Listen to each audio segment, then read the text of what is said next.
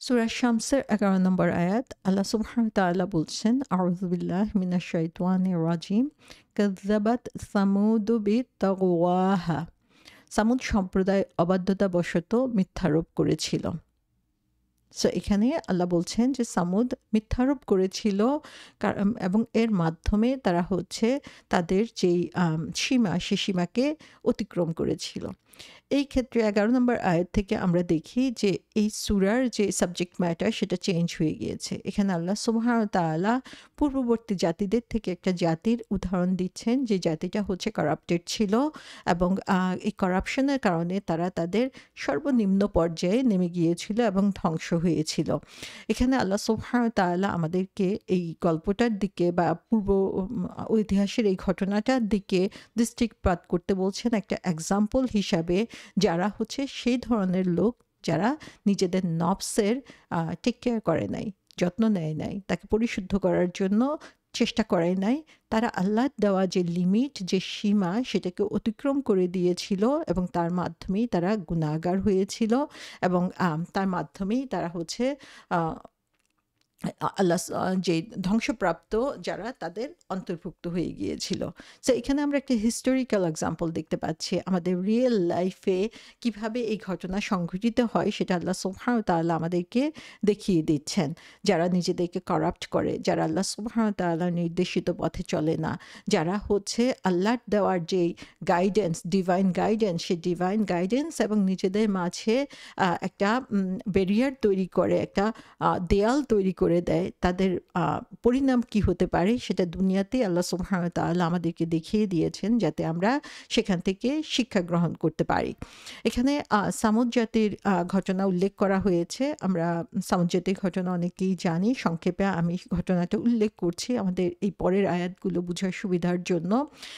সামুদ জাতির কাছে যেই নবী এসেছিলেন তিনি হচ্ছেন সালেহ আলাইহিস সালাম এবং কোরআনে বেশ কয়েকবার সামুদ জাতির কথা, সালেহ আলাইহিস সালামের কথা উল্লেখ করা হয়েছে। এখানে ঘটনাটা উল্লেখ করা হয় নাই, শুধুমাত্র তাদের কাজের কথা এখানে বর্ণনা দেওয়া হয়েছে।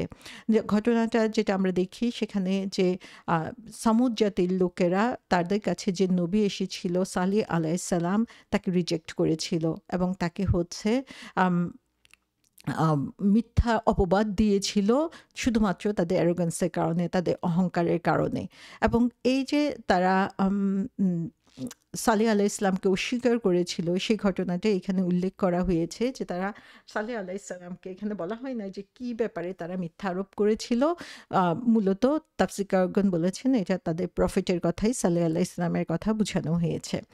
তারা সালেহ আলাইহিস সালামের কাছে দাবি জানালো যেন তাদেরকে একটা শি ক্যামেল, একটা উটনি দেওয়া হয়, যে উটনিটা হবে গর্ভবতী এবং খুব স্পেসিফিকভাবে তারা বলেছে যে এটা একটা মিরাকুলাস উটনি হতে হবে এবং সেভাবেই আল্লাহ সুবহানাহু ওয়া তাআলা সালেহ আলাইহিস সালামের দোয়ার প্রেক্ষিতে তাদের কাছে সেই উটনিটাকে নিয়ে আসেন এবং তারপরে তাদের জন্য কিছু নির্দেশ দিয়ে দেন। যেহেতু তারা আল্লাহ সুবহানাহু ওয়া তাআলার কাছে চেয়েছি স্পেসিফিক জিনিস, আল্লাহ সুবহানাহু ওয়া তাআলাও তাদেরকে স্পেসিফিক নির্দেশ দিয়েছেন যে তাকে এই উটনিকে তার মতো করে পানি পান করার সুযোগ দিতে হবে এবং সেখানে যে নিয়মটা তখন করা হয়েছিল যে এই উটনি একদিন পানি পান করবে তাদের যে নদী ছিল সেখান থেকে এবং পরদিন হচ্ছে নেক্সট ডে হচ্ছে অন্যরা হচ্ছে পানি পান করতে পারবে। সো এখানে আমরা দেখি যে তারা তাদের চোখের সামনে দেখতে পেল যে আল্লাহ সুবহানাহু ওয়া তাআলা তারা যেভাবে দাবি জানিয়েছিল সেভাবেই মিরাকুলাসলি তাদেরকে সেই উটনি নিয়ে আসলো এবং উটনির যেই অ্যাপিয়ারেন্স বা তার যে ক্ষমতা সেটাও তারা চোখের সামনে দেখতে পেল। কিন্তু তারপরও দেখা গেল যে তারা অস্থির হয়ে গেল, অধৈর্য হয়ে পড়ল এবং যদিও তাদেরকে নির্দেশ দেওয়া হয়েছে যে উটনির কাছে না যাওয়ার জন্য, এটাকে হত্যা না করার জন্য, কিন্তু পরবর্তীতে দেখা গেল যে তাদের নফস তাদের কেমনভাবে প্ররোচিত করলো যে তখন তারা সেই উটনিকে মারার জন্য প্ল্যান করলো এবং শেষ পর্যন্ত তারা উটনিকে মেরেই ফেললো। সো এখানে আমরা দেখি যে তাদেরকে সুস্পষ্ট নির্দেশ দেওয়ার পরেও তারা তাদের নবীর কথাকে অস্বীকার করেছিল, যদিও তারা জানতো যে এটা আল্লাহর পক্ষ থেকে এসেছে এবং নবী সত্যি কথা বলছেন, কিন্তু তারপরেও তাদের নফস তাদেরকে প্ররোচিত করলো তাদের যে সীমা সেই সীমাকে অতিক্রম করার জন্য। তাদের যে অহংকার এবং তাদের যে আম অন্যায়, সেই অন্যায়ের কারণে আল্লাহ সুবহানাহু ওয়া তাআলা তখন তাদেরকে ধ্বংসের মুখোমুখি করলেন। এবং এখানে আমরা দেখতে পাই যে আল্লাহ সুবহানাহু ওয়া তাআলা সেই কথাটাই উল্লেখ করেছেন যে সামুদ সম্প্রদায় অবাধ্যতাবশত মিথ্যারোপ করেছিল। তাহলে ফার্স্টেই যে কথাটা বলা হয়েছে সেটা হচ্ছে কাযযাবাত সামুদু বিতাগওয়াহা, যে তারা অস্বীকার করেছিল তাগওয়া। তাগওয়া শব্দের অর্থ হচ্ছে টু অ্যাক্ট রিবেলিয়াসলি। তার মানে হচ্ছে এমনভাবে কাজ করা যেটা তার যে সীমা, সঠিক সীমা, সে সঠিক সীমাকে অতিক্রম করে সেটার বাইরে গিয়ে আম আ অপরাধী হওয়া, সেটাকে হচ্ছে তাগওয়া বলা হচ্ছে। সো এটা হচ্ছে যখন কোনো সীমা নির্ধারণ করে দেওয়া হয়ে থাকে, সেই সীমাকে যারা অতিক্রম করে যায় সেটা বোঝানোর জন্য এই শব্দটা ব্যবহার করা হয়ে থাকে, যে সীমা লঙ্ঘনকারী আমরা বলতে পারি। তো সামুদ জাতির কথা বলা হয়েছে যে তারা হচ্ছে সীমা বিতাগওয়াহা, তারা কিভাবে মিথ্যারোপ করলো এই সীমা লঙ্ঘন করার মাধ্যমে। এবং এর মাধ্যমে আমরা দেখি যে এই যে তারা সীমা অতিক্রম করলো, এখানেই তাদের জন্য যে গাইডেন্স এসেছিল, যে নির্দেশ এসেছিল, সেটাকে তারা রিজেক্ট করলো তাদের অন্তর দিয়ে। এবং তাদের প্রতি যে মেসেঞ্জার বা নবী এসেছিল তাকে তারা অস্বীকার করলো। তো এখানে আল্লাহ বলছেন যে কাযযাবাত। কাযযাবাত শব্দের অর্থ হচ্ছে মিথ্যা, মিথ্যা অপবাদ দেওয়া বা মিথ্যা বলা। সো কে মিথ্যা বলল? সামুদ। সো এখানে সামুদ মিথ্যা বলল কি জন্য? বিতাওয়াহা, তাদের লিমিট ক্রস করার কারণে। সো এখানে কাদের বিরুদ্ধে তারা মিথ্যা বলল, এখানে সেটা কিন্তু বলা হয় নাই।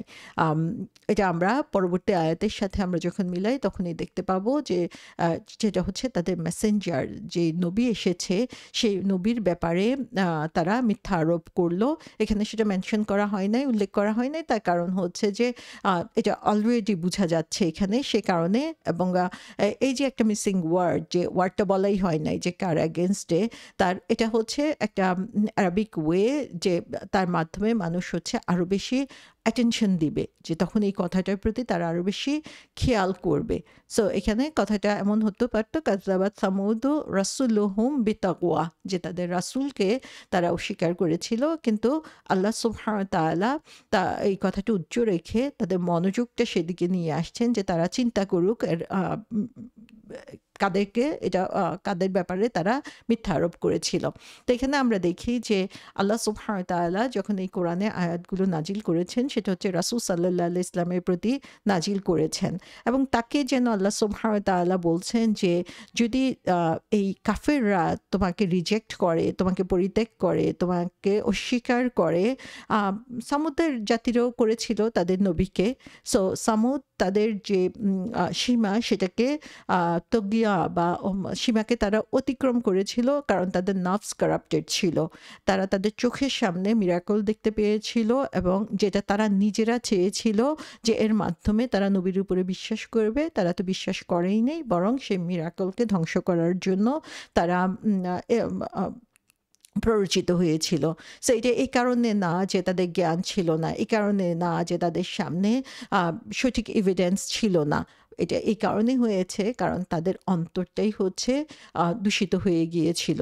সো এখানে আমরা দেখি যে আল্লাহ সুবহানাহু ওয়া তাআলা রাসূল সাল্লাল্লাহু আলাইহি ইসলামের সামনে এই কথাটি উপস্থাপন করার মাধ্যমে একদিকে রাসূল সাল্লাল্লাহু আলাইহি ইসলামকে সান্ত্বনা দিচ্ছেন যে তার কোনো দোষ নাই, যে রাসূল সাল্লাল্লাহু আলাইহি ইসলাম সারাক্ষণ চিন্তিত ছিল যে কেন তারা তার কথাকে মেনে নিচ্ছে না, কারণ এই কথা তো সত্যি। তো তাদের অন্তরই যেখানে দূষিত হয়ে পড়েছে, সেখানে সত্য সঠিক কথা তারা বুঝতে পারবে না।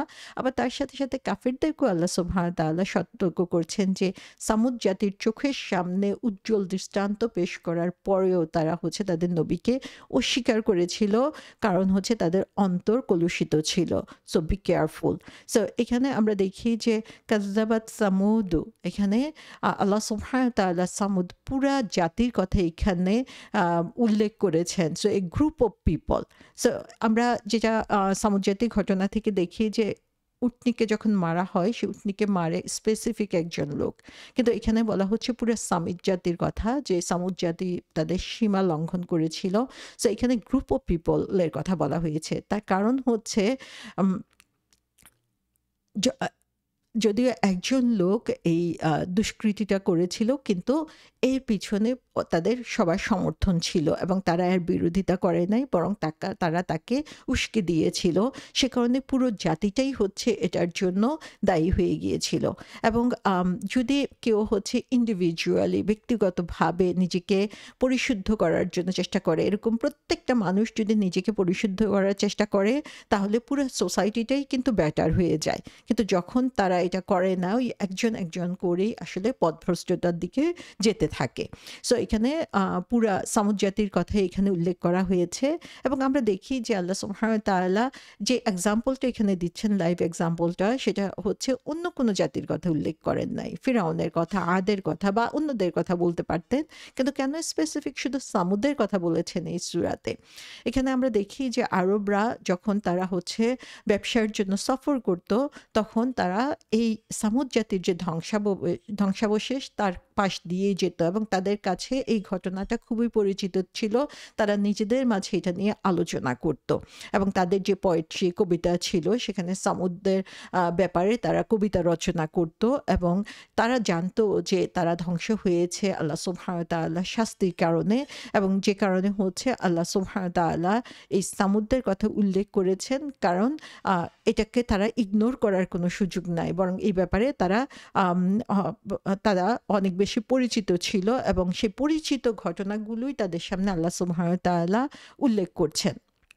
সো কোনো গ্রুপের বা জাতির জন্য যদি একজন লিডার থাকে, যে লিডার হচ্ছে করাপ্টেড, যে লিডার হচ্ছে পথভ্রষ্ট, তখন আরবরা বলতো যে মানুষ হচ্ছে তাকে ফলো করছে, যেন তারা ফলো করছে হচ্ছে কিদারকে। কিদার ছিল সামুদ্রের একজন লিডারের নাম। সো যে হচ্ছে তাদেরকে ধ্বংসের দিকে নিয়ে যাচ্ছে। সো এখানে আমরা দেখি যে তারা খুব সঠিকভাবেই জানতো যে সামুদের যে লিডার ছিল সে হচ্ছে ধ্বংসপ্রাপ্ত হয়েছিল, তার কারণ হচ্ছে তারা আল্লাহ সুবহানাহু ওয়া তাআলার নির্দেশ মানে নাই। সো এখানে আমরা দেখি যে সামুদ জাতির যে লিডার, তাদেরকে নিয়ে তারা কবিতা রচনা করত এবং তাদের কারাপশন নিয়ে তারা আলোচনা করত এবং তারা ফুললি অ্যাওয়ার ছিল সামুদ জাতির সম্পর্কে। সে কারণে আল্লাহ সুবহানাহু ওয়া তাআলা তাদের সামনে সেই সামুদ জাতির ঘটনা উল্লেখ করে তাদেরকে যেন স্মরণ করিয়ে দিচ্ছেন যে তারা যদি ধ্বংসপ্রাপ্ত হয়ে থাকে, তাহলে তোমরা কিভাবে মনে করছো যে তোমাদের যে শাস্তি, সেই শাস্তিটা এখনো দূরে রয়েছে, বরং সেটাও তোমাদের সামনে উপস্থিত হয়ে পড়েছে যদি তোমরা এভাবেই কন্টিনিউ করতে থাকো। সো এখানে আমরা দেখি যে এই সূরার মধ্যে আল্লাহ সুবহানাহু ওয়া তাআলা দুইটা বেসিক সত্যকে উপস্থাপন করেছেন। প্রথমে হচ্ছে যে আল্লাহ সুবহানাহু ওয়া তাআলা মানুষকে সৃষ্টি করেছেন, মানুষকে সৃষ্টি করার পর তাকে হচ্ছে ব্যালেন্সড এবং সাউন্ড নেচারের উপরে রেখেছেন, এবং আল্লাহ আমাদের মাঝে ফুজুর এবং তাকওয়াকে ইন্সপায়ার্ড করে দিয়েছেন। এবং কোরআন এখানে আমাদের উল্লেখ করে দেখাচ্ছেন যে যারা হচ্ছে এই ইন্সপিরেশনাল নলেজ, ফুজুর এবং তাকওয়ার যে ইলহাম আমাদের মাঝে রয়েছে, সেটাই আমাদের জন্য এনাফ না, বরং আল্লাহ সুবহানাহু ওয়া তাআলার এই গাইডেন্স পেতে হলে এই নবী রাসূলদের মাধ্যমে যে নবুয়ত এসেছে বা যে আসমানি কিতাব এসেছে, সেগুলো হচ্ছে আমাদেরকে সঠিকভাবে ব্যাখ্যা করে দেয় যে ফুজুর কোনটা, তাকওয়া কোনটা, কিভাবে আমরা ফুজুরকে অ্যাভয়েড করতে পারি, কিভাবে আমরা নিজেদের মাঝে তাকওয়া ডেভেলপ করতে পারি। সো আমরা যদি এই কোরআনের কথাকে গ্রহণ না করি, কোরআনের কথাকে না জানি, কোরআনের কথাগুলোকে বোঝার চেষ্টা না করি এবং সেটাকে গাইডেন্স হিসাবে না নেই, তাহলে আমরা কখনোই আসলে ফুজুরকেও অ্যাভয়েড করতে পারবো না বা তাকওয়াকেও খুঁজে নিতে পারবো না। সেকেন্ডলি যে জিনিসটা আমরা দেখছি এখানে, সেটা হচ্ছে যে এই আয়াতগুলোর মাধ্যমে আল্লাহ সুবহানাহু ওয়া তাআলা পুরস্কার এবং শাস্তির কথা বলেছেন, যেটা হচ্ছে খুবই নেসেসারি একটা দিক মানুষের কার্যগত দিকের জন্য, কার্যগত যে ব্যবস্থাপনা সেটার জন্য, যে ফুজুর করবে তার অবশ্যই শাস্তি পেতে হবে, যে তাকওয়ার পথে যাবে তাকে অবশ্যই পুরস্কার দিতে হবে।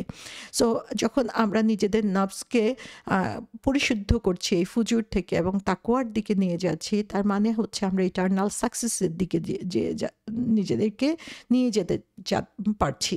সো এই যে সফলতা এবং ব্যর্থতার যে মাপকাঠি, সেটা সম্পর্কেও আমাদেরকে জানতে হবে এবং এই সফলতা এবং ব্যর্থতা বাস্তবতার মাপকাঠি না মানার কারণেই আমরা দেখি যে এই সামুদ জাতির ধ্বংস হয়েছিল, এবং সেটাই আল্লাহ সুবহানাহু ওয়া তাআলা এই ঐতিহাসিক ঘটনা উপস্থাপন করছেন মক্কার কাফিরদের জন্য। এখানে আল্লাহ সুবহানাহু ওয়া তাআলা আমাদেরকে মুজাহিদ কাতাদা রাহমাতুল্লাহি আলাইহি বলেছেন যে আল্লাহ আমাদেরকে এখানে সামুদ জাতির কথা জানিয়ে দিচ্ছেন যে তারা তাদের যে নবী এসেছিলেন সেই নবীকে রিজেক্ট করেছিল তাদের অন্যায়ের কারণে, এবং তাদের যে তারা সীমা লঙ্ঘনকারী ছিল সেটার কারণে। সো এখানে এই কারাপ্ট নেশন, একটা কারাপ্ট নেশন তৈরি হচ্ছে কাদেরকে দিয়ে? কারাপ্ট ইন্ডিভিজুয়াল দিয়ে। সো প্রত্যেকটা ব্যক্তি হচ্ছে এখানে আসলে দায়ী, যারা হচ্ছে এই মানুষকে ধ্বংসের দিকে নিয়ে গিয়েছিল।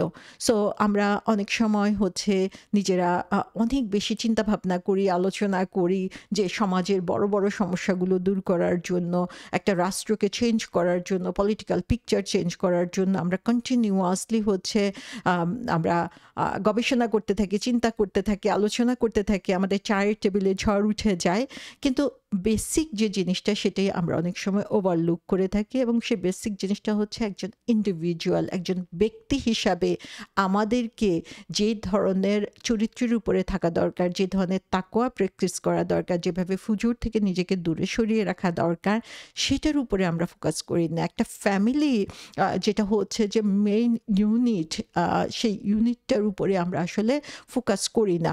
সো বড় বড় দিকের উপরে ফোকাস করতে যেয়ে আমরা আসলে আমাদের রুট প্রবলেম যেটা একদম শুরু থেকেই শুরু, সেটার কথা আমরা ভুলে যাই, এবং যে কারণে দেখা যায় যে সেই সমাজে পরিবর্তন কখনো হয় না। আমরা যদি রাসূল সাল্লাল্লাহু আলাইহি ইসলামের সময়ের কথা চিন্তা করি, যে অল্প সময়ের মধ্যে মাত্র 23 বছরে পৃথিবীর হিস্ট্রিতে এ ধরনের কোনো এক্সাম্পল নাই যে এই 23 বছরের মধ্যে একটা সমাজকে সামগ্রিকভাবে সমস্ত দিক থেকে, পলিটিক্যাল, ইকোনমিক, সোশ্যাল, যে কোনো দিক থেকে আমরা চিন্তা করি না কেন, চেঞ্জ করে ফেলার। কিন্তু সেটা কিভাবে সম্ভব হয়েছিল? রাসূল সাল্লাল্লাহু আলাইহি ইসলাম প্রথমেই রাষ্ট্র গঠন করার জন্য কিন্তু চেষ্টা করেন নাই। তার মূল ফোকাস ছিল তার সাহাবাদের উপরে, তার মূল ফোকাস ছিল ব্যক্তি পর্যায়ে, এবং এই ব্যক্তির মাঝে যখন চেঞ্জ আসলো সেটা হলো একটা বীজের মতো, যে বীজটা হচ্ছে মাটিতে বপন করা হলো, এবং সেখান থেকে যে গাছ বের হয়ে আসলো, সেই গাছটা বের হয়ে আসলো স্ট্রং অ্যান্ড ফার্ম। এবং যে কারণে রাসূল সাল্লাল্লাহু আলাইহি ইসলামের ট্রেনিং পেয়ে আমরা দেখি যে এক একজন সাহাবা তারা নিজেরাই এক একটা দুর্গ হয়ে গিয়েছিলেন, এবং তারাই নিজেদেরকে এমনভাবে পরিশুদ্ধ করেছিলেন যেটা হচ্ছে একটা সমাজ, সব দুনিয়ার সবচেয়ে উত্তম সমাজ তৈরি করতে সাহায্য করেছিল। আমরা যদি ওমর রাদিয়াল্লাহু আনহুর যে পরিবর্তন সেটার প্রতিও খেয়াল করি, তাহলে দেখব যে ওমর রাদিয়াল্লাহু আনহু তার যে নেচার ছিল, তিনি যেই এনভায়রনমেন্টের মধ্যে ছিলেন, সেই এনভায়রনমেন্ট থেকে, সেই নেচার থেকে তিনি পরিবর্তিত হয়ে এসেছিলেন আল্লাহ সুবহানাহু ওয়া তাআলা সন্তুষ্টির জন্য, এবং তার এই পরিবর্তনই আমরা দেখি যে নতুন একটা সমাজের সৃষ্টি করেছিল। সো একজন মানুষের পরিবর্তনের মাধ্যমেই আসলে আমরা একটা সমাজের পরিবর্তন করতে পারি। সো এখানে আল্লাহ সুবহানাহু ওয়া তাআলা এর আগের যে সূরা বালাদের ২০ নম্বর আয়াতে তিনি বলেছিলেন আমাদের পরবর্তী লাইফে যেই পানিশমেন্ট, সেই পানিশমেন্টের কথা, যে আল্লাহর নিদর্শনগুলো যারা অস্বীকার করবে তাদের জন্য and the fire will close in on them, যে তাদের জন্য হচ্ছে জাহান্নামের আগুন রয়েছে, সেটা তিনি সূরা বালাদের ২০ নম্বর আয়াতে বলেছেন। এখানে আমরা দেখি যে আল্লাহ সুবহানাহু ওয়া তাআলা গুরুত্ব দিয়েছেন যে এই দুনিয়াতে যে শাস্তি, সেই শাস্তির উপরে। সো দুইটা দিকে আমরা দুইটা সূরাতে কভার হতে দেখি। সো এখানে আমরা দেখি যে যারা হচ্ছে কাফের, অস্বীকারী, তারা আগের যে সূরাতে আখিরাতের যে শাস্তির কথা বলা হচ্ছে সেটাকে তারা ডিসমিস করে দিতে পারে, এবং তাদের কাছে মনে হতে পারে যে এটা অনেক দূরের, ডিস্ট্যান্ট, ফার অ্যাওয়ে, যে এত দূরের জিনিস নিয়ে চিন্তা করার দরকার নাই। কিন্তু এই সূরাতে আল্লাহ সুবহানাহু ওয়া তাআলা এই দুনিয়াতেই যে শাস্তি আসতে পারে সেটার সম্পর্কে সাবধান করে দিয়েছেন। তারা মনে করে মৃত্যু অনেক দূরে, কিন্তু এই দুনিয়ার যে পানিশমেন্ট, যে ধ্বংস, সেটা যে কোনো সময় চলে আসতে পারে। সামুদ জাতির লোকেরা তারা তাদের নবী সালেহ আলাইহিস সালামের যে সাইন, নিদর্শন, সেটাকে অস্বীকার করেছিল, এবং এখানে আমরা দেখি যে রাসূল সাল্লাল্লাহু আলাইহি ইসলাম যখন তাদের মাঝে এসেছে, তখন তারাও রাসূল সাল্লাল্লাহু আলাইহি ইসলামের কথাগুলোকে, তাকে আস-সাদিক আল আমিন জানার পরেও হচ্ছে তাকে অস্বীকার করেছিল। সো এখানে আল্লাহ সুবহানাহু ওয়া তাআলা বলে দিচ্ছেন যে তোমরা যদি তোমাদের নবী বা রাসূল তোমাদের কাছে যে কথাগুলো নিয়ে এসেছে সেটাকে অস্বীকার করো, সেটাকে মানতে না চাও, তাহলে এই দুনিয়াতেই তোমাদের জন্য ধ্বংসটা চলে আসতে পারে। এবং আল্লাহ সুবহানাহু ওয়া তাআলা এখানে যে রিজন হিসেবে বলেছেন, সেই রিজনটার প্রতি আমাদেরকে অনেক বেশি খেয়াল রাখতে হবে যে তাদের এই ধ্বংসের কারণ কি? কারণ হচ্ছে তারা হচ্ছে আম আ তাদের যে রিবেলিয়ন, তাদের যে তুগিয়া, তাদের যে সীমা লঙ্ঘন করা, তাদের নফস যে তাদের সীমা লঙ্ঘন করেছিল, সেটাকে আল্লাহ সুবহানাহু ওয়া তাআলা এখানে বিশেষভাবে ফোকাস করেছেন। যে সামুদ জাতি এই জন্য এই রিজেক্ট করে নাই যে তাদের মাঝে সন্দেহ ছিল, তারা ঘটনাটা ঠিকমতো বুঝতে পারে নাই, তারা কনভিক্টেড ছিল না, তারা হচ্ছে এই ঘটনাটা সত্যি কিনা সে ব্যাপারে তাদের কোনো সন্দেহ ছিল, অথবা তাদের কাছে সঠিক ইনফরমেশন আসে নাই, বরং এটা তাদের চোখের সামনে ঘটেছিল। তাদের সামনে পরিপূর্ণ দৃষ্টান্ত আসার পরেও তাদের নিজের চোখে সেই উটনিকে দেখেছে একটা বড় পাথরের মধ্য থেকে বের হয়ে আসতে, এবং পুরা এলাকার মানুষ যে পরিমাণ পানি পান করতে পারে, একটা উটনি একাই সে পরিমাণ পানি পান করতে পারছিল। তো এই সমস্ত কিছু তাদের চোখের সামনে সংঘটিত হয়েছিল, কিন্তু তারপরেও তারা ইগনোর করেছিল। তার কারণ কি? তার কারণ এটাই যে তাদের নার্ভস হচ্ছে করাপ্টেড ছিল। তারা হচ্ছে সীমা লঙ্ঘন করতে পছন্দ করত, এবং এই সীমা লঙ্ঘন করার কারণেই হচ্ছে সত্যের যে আলো, সে সত্যের আলো তাদের সে অন্তরে প্রবেশ করতে পারে নাই। এবং এর আগের সূরাতে আমরা দেখি যে আল্লাহ সুবহানাহু ওয়া তাআলা ফিরআউন এবং আদ সামুদ জাতির কথা সেখানে বলেছেন ধ্বংসপ্রাপ্ত জাতি হিসাবে, এবং এখানে শুধুমাত্র সামুদের কথাই উল্লেখ করেছেন, এবং এর মাধ্যমে আসলে তাদের অতি জানা জিনিসগুলোই আল্লাহ সুবহানাহু ওয়া তাআলা আবার মনে করিয়ে দিচ্ছেন।